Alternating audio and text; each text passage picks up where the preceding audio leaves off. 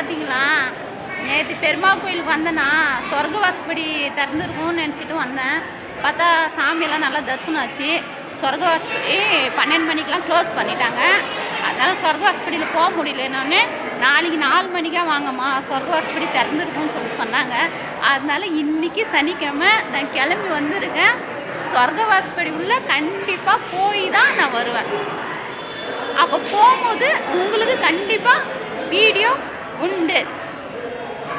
பாய் மக்களே, எல்லாருக்காகவும் கண்டிப்பாக வேண்டிட்டு வருவேன். ஆமாங்க, கண்டிப்பாக நான் வேண்டிக்கிட்டேன். உங்கள் எல்லாருக்காகவும் நான் வேண்டிக்கிட்டேன். அதே மாதிரி நான் சொன்ன மாதிரி மறாநாள் சனிக்கிழமை சாயந்தரம் 5 மணிக்கெலாம் நான் கோயில் உள்ள ரீச் ஆகிட்டேன். அங்கே போய் கேட்டேன், என்னன்னா சொர்க்கவாசப்படி திறந்துட்டாங்களான்னு.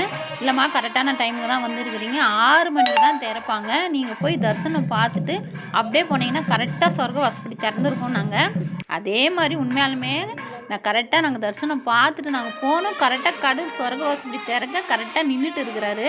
உங்களுக்கு கண்டிப்பாக வீடியோ உண்டுன்னு சொன்னேன் இல்லையா? அதை திறக்கும் போது நான் கண்டிப்பாக வீடியோ போடலாம் தாங்க நினச்சிருந்தேன். சாமியை பார்த்தோன்னே என்ன நானே மறந்துட்டேங்க. ஃபுல்லாக என் கவனம் ஃபுல்லாக அந்த சாமி மேலே போயிடுச்சு. ஏன்னா எனக்குள்ளே அவ்வளோ ஒரு கஷ்டம் அந்த சாமிக்கிட்ட மட்டும்தான் நான் சொல்ல முடியும். அதனால் சாமியே பார்த்து நான் வேண்டிகிட்டே இருந்தேன். எனக்கு வீடியோ எடுக்கணும்னு ஒரு சிந்தனை வரவே இல்லை. இந்த வீடியோ கூட என் ஃப்ரெண்டு எடுத்தாங்க.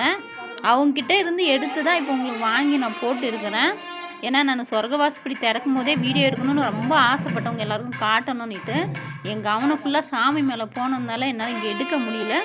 அதனால் இருக்கிற வீடியோ வச்சு உங்களுக்கு காட்டலான்னு சொல்லிட்டு தாங்க இந்த வீடியோ. இவர் தாங்க பெருமாள், நல்லா வேண்டிக்குங்க. உங்களுக்கு எல்லாருக்காகவும் நானும் வேண்டிக்கிட்டேன். என்னால் முடிஞ்ச வீடியோ உங்களுக்கு போடணுன்றதுக்காக தான் போட்டுருக்கிறேன். என்னோடய குறைகளும் கடவுள்கிட்ட சொல்லியிருக்கிறேன். கடவுள் மனசு வைக்குவாரா, என் மேலே கருணை காட்டுவாரான்னு எனக்கு தெரில. ஆனால் எனக்கெல்லாம் நீங்களும் ஒரு கடவுள் தாங்க. ஆமாங்க, நீங்களும் ஒரு கடவுள் தான். என் குறைய கடவுள்கிட்ட சொல்லுவேன், அடுத்து உங்ககிட்ட தான் சொல்லுவேன். ஏன்னா எனக்கு அதில் ஒரு மன நிம்மதி. எனக்கு கடவுள்கிட்ட சொல்கிறது உங்ககிட்ட சொல்கிறது எனக்கு மன நிம்மதி, ரொம்ப நிம்மதியாக இருக்குது.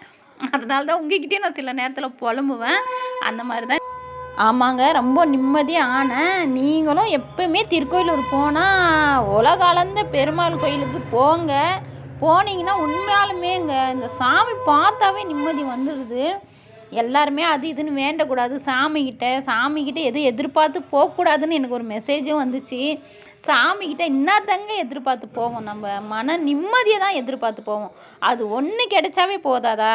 எல்லாருக்குமே நிம்மதி ஒன்று இருந்தாவே சந்தோஷம் தன்னால் வந்துடுங்க.